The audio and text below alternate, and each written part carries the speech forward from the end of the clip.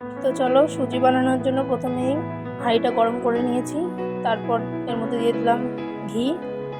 এবারে ঘিয়ের মধ্যে কিছুটা কাঁচা বাদাম এবং কিশমিশ দিয়ে ভাজা করে নেব। এরপর হালকা লাল লাল করে ভেজে নেব, নিয়ে তুলে নিলাম। এবার এর মধ্যে সুজিটা দিয়ে দেবো। আমি 1 কাপ পরিমাণের সুজি নিয়েছি। সুজিটা এবার নাড়াচাড়া করে নেব। নাড়াচাড়া করে এবার এর মধ্যে দিয়ে দেবো 1 কাপ গুঁড়ো দুধ এবং পরিমাণ মতন জল। জলটা অল্প অল্প করে দিতে হবে। এরপর নাড়াচাড়া করে নেব, ভালো করে মিশিয়ে নেব সব কিছু। এরপর যতটা পরিমাণে দরকার পুরোটাই দিয়ে দিলাম। দিয়ে এবার নাড়াচাড়া দিয়ে একটুখানি রেখে দেবো। এরপর মাঝে মাঝে নাড়তে থাকবো যাতে তলায় না লেগে যায়। এরপর ওই ভাজা করে রাখা বাদাম এবং কিশমিশগুলো দিয়ে দেবো, দিয়ে নাড়াচাড়া করে দেবো আবার। দিয়ে আবার ফুটতে দেবো একটু।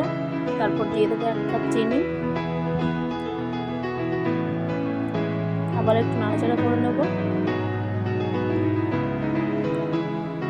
বারে বারে নাড়তে থাকবো যাতে তলায় লেগে না যায় এবং পুড়ে না যায়। এরপরের মধ্যে দিয়ে দেবো তেজপাতা। তেজপাতাটা আগেই দেওয়া দরকার ছিল, কিন্তু আমি ভুলে গেছিলাম, সেই কারণে এখন দিয়ে দিলাম। এরপর নাড়াচাড়া করে নামিয়ে নিলেই তৈরি হয়ে যাবে সুজি।